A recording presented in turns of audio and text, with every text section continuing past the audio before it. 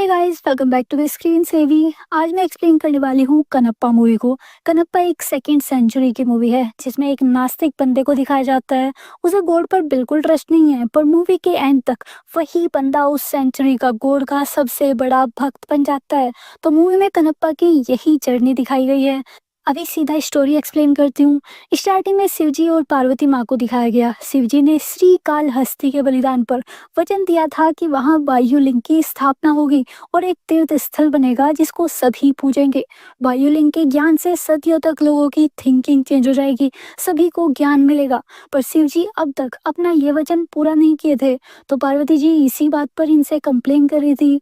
तब शिवजी ने अपने नए भक्त थिन्ना के बारे में बताया। थिन्ना जन्म ले चुका है, यही वायुलिंग के मंदिर की स्थापना कराएगा और लोगों तक वायुलिंग के ज्ञान को पहुंचाने में हेल्प करेगा।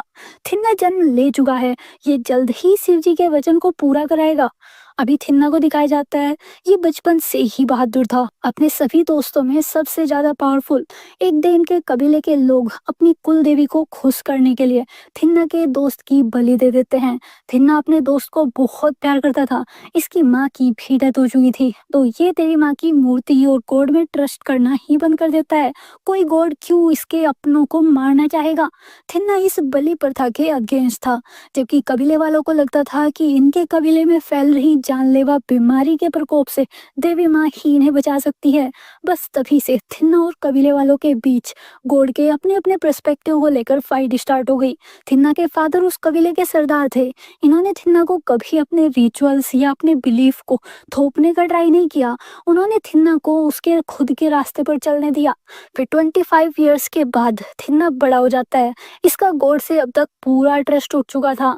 थिन्ना ने बचपन में अपने फ्रेंड की बलि दिए जाने के बाद ही डिसाइड कर लिया था कि अब किसी की बलि नहीं देने देगा। थिन्ना अपने कबीले के लोगों की हमेशा हेल्प किया करता था, उन्हें किसी भी प्रॉब्लम से बचा लेता था, इसलिए सभी थिन्ना को पसंद भी करते थे। फिर ये शिकार के लिए जंगल में दूर निकल गया। वहाँ इसे निमली दिखी। ये निमली को देखते ही उसके प्यार में पड़ गया। पर निमली शिव भक्त, वो शिवलिंग की पूजा कर रही थी। थिन्ना को इससे कोई फर्क नहीं पड़ता। ये निमली के पास अपनी वाइड आईज और ओपन माउथ के साथ चला गया। ये बॉलीवुड है, तो इतना रोमांस तो आपको सेकंड सेंचुरी में भी दिखा ही देगा। निमली को थिन्ना वियर्ड लगता है। ये वापस अपने कबीले वालों के पास चली गई। निमली के कबीले में लेडीज शासन करती है। निमली उस कबीले की रानी की बेटी है, पर निमली का माइंड शासन, युद्ध, प्रजा इन सब में नहीं था। निमली को तो गॉड की पूजा करनी है। इसे ड्रीम में वायुलिंग के डेली दर्शन हो रहे हैं, पर कभी वायुलिंग को नहीं देख पाई। वायुलिंग की अगस्त्य वंशज के लोग रक्षा करते हैं।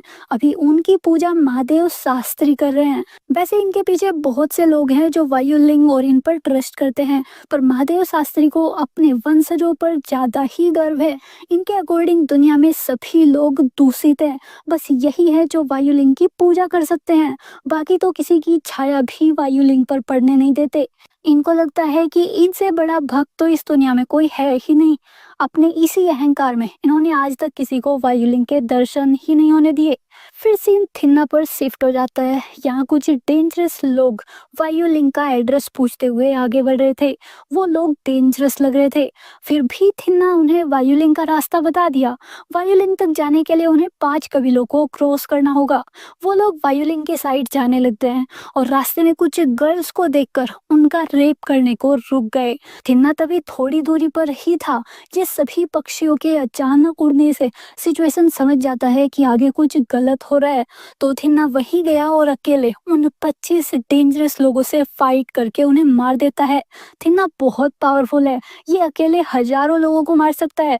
पर फिर थिन्ना को उन्हीं घायल लोगों में से एक आदमी ने बताया कि ये लोग यहाँ वायुलिंग को लेने आए थे, पर अब उसका भाई लाखों की सेना लेकर आएगा। पहले इन सभी कबीले वालों को मारेगा और फिर वायुलिंग को अपने साथ ले जाएगा।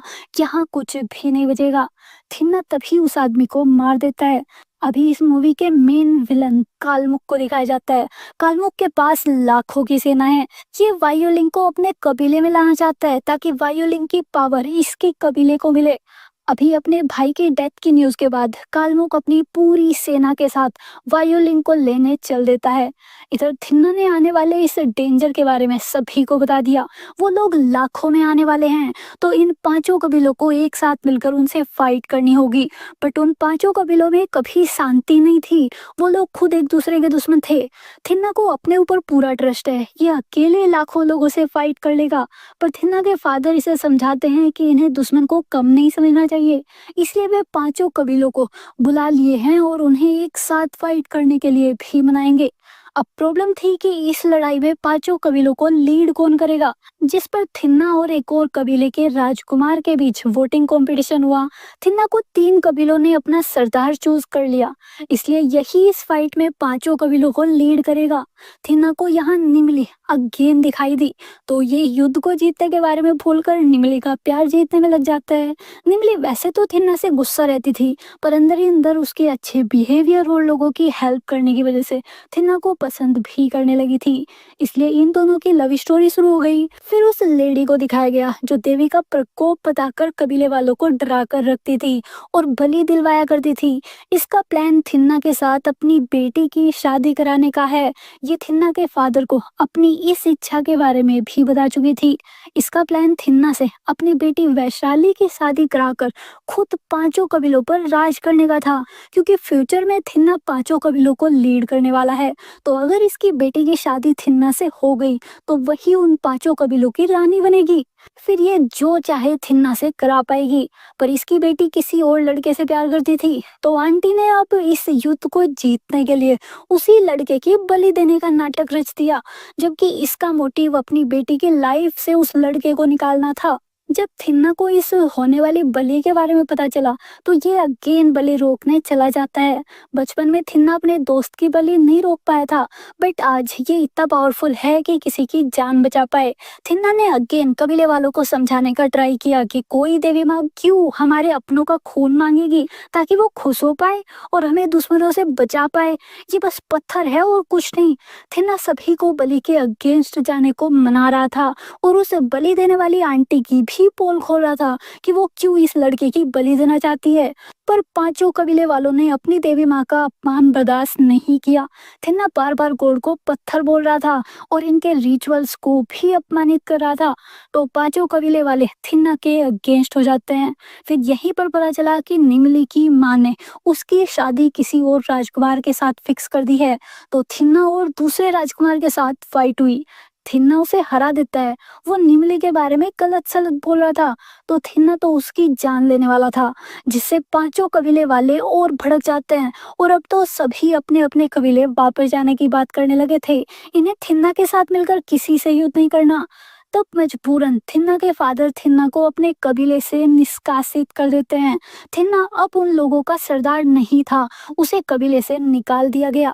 अभी पार्वती माँ बोलती है कि जिसने गॉड और अपने पूर्वजों सभी को त्याग दिया, वो कैसे शिव जी का इतना बड़ा भक्त बनेगा। इन्हें तो अब कुछ समझ नहीं आ रहा। तब शिव जी ने थिन्ना के पिछले जन्म के बारे में बताया। थिन्ना द्वापर युग का अर्जुन है। उसने सदियों तक शिव जी की तपस्या की ताकि शस्त्र पा सके। तब शिव जी प्रसन्न होकर उसके पास आए और छोटी सी बात पर फाइट करके उसे हरा दिया। तब अर्जुन को ज्ञात हुआ कि इसे तो खुद भगवान ही धनुष विद्या में हरा सकते हैं, जिन पर इसका कोई भी वार काम नहीं कर रहा है। तभी शिव जी ने अर्जुन को अपना असली रूप दिखाया और इसकी तपस्या का फल वो अस्त्र वरदान में दे दिया। बट अर्जुन की प्रॉब्लम अब मोक्ष पाने की थी। इसे जीवन में मुक्ति पानी है। पता नहीं इसे मोक्ष पाने के लिए और कितनी सदियों तक तपस्या करनी होगी। तब शिव जी ने अर्जुन को अगेन जन्म लेने के लिए बोला। उस जन्म में अर्जुन को बस एक बार सच्चे मन से शिव जी का नेम पुकारना होगा और अर्जुन को मुक्ति मिल जाएगी। थिन्ना वही कुंती पुत्र अर्जुन है। इसे बस अभी अपना पूर्व जन्म याद नहीं है। थिन्ना इस जन्म में मुक्ति के लिए शिव जी का नेम जरूर लेगा उधर निमली भी अपनी माँ से फाइट करके सब कुछ छोड़कर थिन्ना के पास आ गई। निमली को गोल्ड पर भी ट्रस्ट है और थिन्ना पर भी। ये थिन्ना से प्यार करती है, तो थिन्ना की माँ की कब्र के पास ही ये दोनों शादी कर लेते हैं और सभी से दूर अपनी लाइफ को जीने लगते हैं। अभी वो पांचों कबीले वाले अपनी सेना को इकट्ठा करने में ही लगे हुए थे, बट अब तक कालमुख की सेना यहाँ आ जाती है। उसने सभी पर अटैक कर दिया।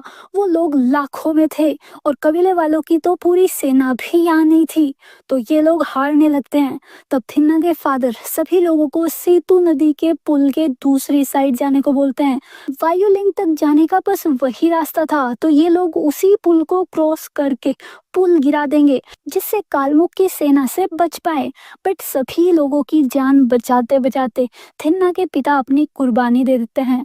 थिन्ना दूर अपनी वाइफ के साथ था, इसे ड्रीम में अपने फादर दिखाई दिए। थिन्ना समझ गया था कि उनके साथ कुछ गलत हुआ है।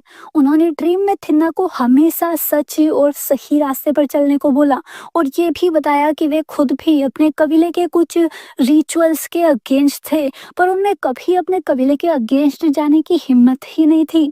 पर थिन्ना सभी से अलग है, इसका मार्ग सही है। तब बाकी कबीले वाले थिन्ना को उसके फादर की डेड बॉडी तक लाते हैं। तब थिन्ना डिसाइड करता है कि ये कालमुख को मारने के बाद ही अपने फादर को अग्नि देगा। उस डे पांचों कबीलों और थिन्ना ने मिलकर कालमुख का सामना किया। कबीले के ऑलमोस्ट सभी लोग हार चुके थे।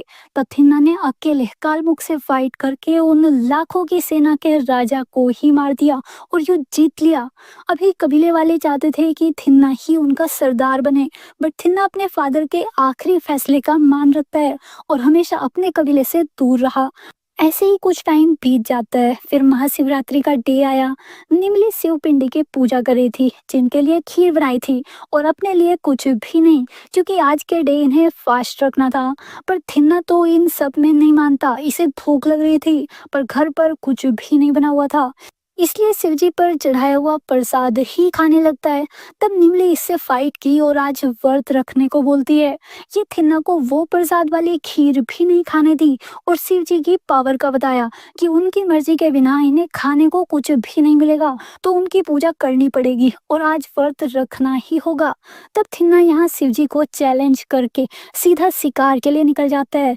ये आज व्रत नहीं रखेगा और अगर शिवजी इतने पावरफुल हैं तो इसे शिकार करने से रोक कर दिखाए। इस सब को देखकर शिवजी थोड़ा दुखी हो जाते हैं और इन्होंने डिसाइड किया कि अगर आज थिन्ना शिवजी का नाम नहीं पुकारा तो थिन्ना को कभी मोक्ष नहीं मिलेगा। फिर थिन्ना की हेल्प करने को शिवजी रुद्र को पृथ्वीलोक पर भेज देते हैं। रुद्र सबसे पहले उन महादेव शास्त्री के पास गया और उनको समझाता है कि ये वायुलिंग को बाकी लोगों से छिपाने वाले होते कौन हैं। शास्त्रों को लिखने वाले इसके पूर्वज है, भगवान ने उनको नहीं लिखा। भक्ति तो उन वेदों को लिखे जाने के बहुत पहले से अस्तित्व में आ गई थी, तो वायुलिंग की पूजा और आशीर्वाद से ये महादेव शास्त्री दूसरे लोगों को दूर नहीं रख सकते। वैसे भी इनका चढ़ाया हुआ जल मछलियों का झूठा है, कपड़ा कीड़े से बना है, दूध किसी बछड़े का झूठा है, तो ये कैसे बोल सकते हैं कि बस इन्हीं की पूजा से वायुलिंग शुद्ध है। अगर कोई और वायुलिंग के दर्शन किया या उसको पूजा किया तो दूषित हो जाएगा। रुद्र ने महादेव शास्त्री को बहुत सुनाया। फिर निमली के पास गए। निमली अपने पति को भूखा जंगल में भेजकर यहाँ शिवजी को प्रसन्न करने में लगी हुई थी। पत्नी घर की लक्ष्मी और अन्नपूर्णा होती है, उसे अपने परिवार को कभी भूखा नहीं रखना होता, तो ये अपने पति को ऐसे भूखा रखकर शिवजी की पूजा नहीं कर सकती। शिवजी को इसकी पूजा लगेगी ही नहीं। भूखे रहने से शिवजी प्रसन्न नहीं होते। सभी का गॉड को मानने का अपना अपना तरीका होता है, किसी को फोर्स करके पूजा नहीं कराई जा सकती। तब निमली को अपनी गलती का एहसास हो गया। फिर रुद्रा थिन्ना के पास गया। थिन्ना ने पूरे दिन शिकार करने का ट्राई किया, बट आज ये एक भी जानवर को नहीं मार पाया। इसको मजबूरन पूरा दिन भूखे पेट रहना पड़ा, पर ऐसे घर भी नहीं जा सकता था, तो यहीं आराम कर रहा था। तब रुद्र ने यहाँ आकर थिन्ना को गुस्सा दिलाना स्टार्ट कर दिया। ये थिन्ना को इसका व्रत ना तोड़ने देने का भी चैलेंज कर देता है। फिर थिन्ना को उन्हीं पत्थर का नाम लेने के लिए बोलता है। क्या पता थिन्ना के अंदर जो गुस्सा और द्वंद चल रहा है वो सब शांत हो जाए, पर थिन्ना उनका नाम कभी भी नहीं लेने वाला था। तब तक रुद्र ने थिन्ना को बहुत गुस्सा दिला दिया था और इन दोनों के बीच फाइट स्टार्ट हो गई। थिन्ना रुद्र को उसकी जगह से 1 इंच भी नहीं हटा पाया था। ये अपने सभी अटैक्स में फेल हो रहा था। उल्टा रुद्र ने अपने जादू से यहाँ शिवलिंग की स्थापना कर दी और थिन्ना को मारते हुए उससे शिवलिंग की पूजा भी करा ली। थिन्ना एंड में फाइट करते करते हार जाता है। उधर अब तक कबीले का वो राजकुमार ठीक हो गया था जिसे निमली से शादी करनी थी। वो इतने टाइम से बेहोश पड़ा हुआ था, पर होश में आते ही अगेन निमली को पाने और थिन्ना को हराने की जिद करने लगता है। इसलिए निमली को ढूंढते हुए उसके घर तक आ गया। निमली यहाँ से अपनी जान बचाकर भागने लगती है। तब उस राजकुमार ने बस शिकार करने की खुशी में वो ड्रम बजा दिया जो कि थिन्ना अपनी वाइफ के लिए बनाकर गया था, जिससे थिन्ना को मैसेज मिल गया कि निमली खतरे में है। ये रुद्र से फाइट करना छोड़कर निमली को बचाने भागता है। उधर उस राजकुमार ने निमली को गिरा दिया था जिससे वो बेहोश हो गई। तभी वायुलिंग पर बने जीव रियलिटी में आ जाते हैं। एक बहुत ही बड़ी मकड़ी जो उस राजकुमार को अपने जाल में फंसा लेती है और एक सांप जिसने उस राजकुमार को खा लिया। फिर एक हाथी आया और वो निमली को अपने साथ ले गया। जब थिन्ना यहाँ आया तो उसे निमली नहीं मिलती, बस सभी वायुलिंग वाले जीवों की निशानी मिलती है। बड़े हाथी के पैर, सांप की कैचुली और मकड़ी का जाला। थिन्ना जल्दी निमली को ढूंढने को पूरे जंगल का चक्कर लगा लेता है, पर इसे निमली नहीं मिली। अभी कोइंसिडेंटली थिन्ना वायुलिंग के पास आ गया था। तब रुद्र अगेन आ गया और थिन्ना को निमली की सेफ्टी के लिए शिवजी का नेम बोलने को कहता है। क्या पता शिवजी इसकी बात सुन ले और निमली सेफली मिल जाए। तब थिन्ना शिवजी का नाम लेता है और तभी वही हाथी निमली को इसके पास ले आया। निमली ने आज तक वायुलिंग को नहीं देखा था। ये अभी बहुत खुश हो जाती है। ये डेली यहाँ पूजा करने आया करेगी। अभी निमली के वापस मिल जाने पर थिन्ना को भी वायुलिंग और गोड में थोड़ा ट्रस्ट हुआ। ये वायुलिंग को अपने घर के पास ले जाने को उठाने लगता है ताकि निमली को इनकी पूजा करने इतनी दूर ना आना पड़े। जैसे ही थिन्ना ने वायुलिंग को पकड़ा, इसे खुद शिवजी का अनुभव हुआ। थिन्ना को ऐसा लग रहा था कि ये शिवजी को पकड़े हुए हैं। थिन्ना को बहुत ही ज्यादा शांति और सुख फील हुआ। तब निमली थिन्ना को अपने साथ घर ले आई। उसके बाद से थिन्ना को दुनिया की सभी चीजों में शिवजी ही दिखाई देने लगे। थिन्ना उनको अपना समझने लगा था और इसने शिवजी की पूजा करनी स्टार्ट कर दी। ये एक बच्चे के जैसे भक्ति में पागल हो गया था। पर एक डे महादेव शास्त्री ने थिन्ना को वायुलिंग की पूजा करते देख लिया। थिन्ना वायुलिंग को मीट खिला रहा था क्योंकि ये तो शिकारी है, तो इसके पास तो सबसे कीमती चीज वही थी। इसलिए महादेव शास्त्री ने तभी कबीले वालों को बुलाकर थिन्ना को बंदी बना लिया और वायुलिंग को दूषित करने के लिए उसे बहुत मारा। थिन्ना अकेले उन सभी को मार सकता था, बट अब ये शांत हो गया था। इसे उन लोगों पर क्रोध ही नहीं आया। शिवजी ने थिन्ना का मन इतना शांत कर दिया था। बट जब लोग थिन्ना को इतने बुरे तरीके से मार रहे थे तो वायुलिंग की आंख खुल गई और आंखों से आंसू आने लगते हैं। तब थिन्ना उन लोगों से छूटकर शिवजी को चुप कराने का ट्राई किया, बट वायुलिंग की आंखों से आंसू की जगह अब खून आने लगा था। तब थिन्ना ने वायुलिंग को और गोड को ठीक करने के लिए अपनी दोनों आंखें निकाली और उनको वायुलिंग को लगा दिया। सभी इस चमत्कार से हैरान रह गए। महादेव शास्त्री भी समझ गया था कि थिन्ना इस युग का सबसे बड़ा शिव भक्त है। फिर शिवजी खुद यहाँ आ जाते हैं। उन्होंने थिन्ना की आंखें ठीक कर दी और थिन्ना को इसके पूर्व जन्म का याद दिलाया और इसको मोक्ष भी दिला दिया। उस डे के बाद से वायुलिंग की पूजा से पहले वहाँ थिन्ना की पूजा की जाती है। शिवजी ने थिन्ना का नेम कनप्पा दिया। यहीं पर इस मूवी की हैप्पी एंडिंग हो गई। आप अपना ओपिनियन भी हमारे साथ कमेंट में जरूर शेयर कीजिए ताकि इस चैनल पर हम आप लोगों की डिमांड वाला कंटेंट ही ला सके। इसके अलावा आज हम आपके लिए एक बेस्ट डील लेकर आए हैं। ऑनलाइन शॉपिंग तो आप लोग करते ही होंगे, तो कैसा होगा अगर आपको जो ऑनलाइन सामान खरीदना है वो हम आपको उसी ऑनलाइन प्लेटफॉर्म से डिस्काउंट में अवेलेबल कराएं। हमारा ट्रस्टेड टेलीग्राम चैनल है जहां हम डिस्काउंट वाले प्रोडक्ट्स का लिंक डेली शेयर करते रहते हैं। हमारा काम बस आप लोगों तक बेस्ट प्रोडक्ट्स को लो प्राइस पर ढूंढ कर लाना है। आपको हमारे चैनल पर बहुत सारे ऑप्शंस देखने को मिल जाएंगे। इसके अलावा आपके शॉपिंग करने पर एक लकी मेंबर को हम भी कोई ना कोई गिफ्ट प्रोवाइड कराते रहते हैं। आपको बस अपनी नीड के अकॉर्डिंग हमारे टेलीग्राम चैनल से डिस्काउंट प्रोडक्ट को बाई करना है और फिर हमें उसके बारे में कमेंट में बताना है। हम एक कमेंट को तभी रिप्लाई में एक मूवी का वाउचर या कोई भी OTT प्लेटफॉर्म का 1 मंथ का सब्सक्रिप्शन टोटली फ्री देंगे। तो आप लोग जल्दी से डिस्क्रिप्शन बॉक्स में दिए गए लिंक से या पिन कमेंट के लिंक से हमारे टेलीग्राम चैनल को ज्वाइन कर लो। इसमें बस आप लोगों का ही बेनिफिट है। तो मिलते हैं नेक्स्ट वीडियो में। बाय। भाई हमें करना है लौंडा नाच। और फिर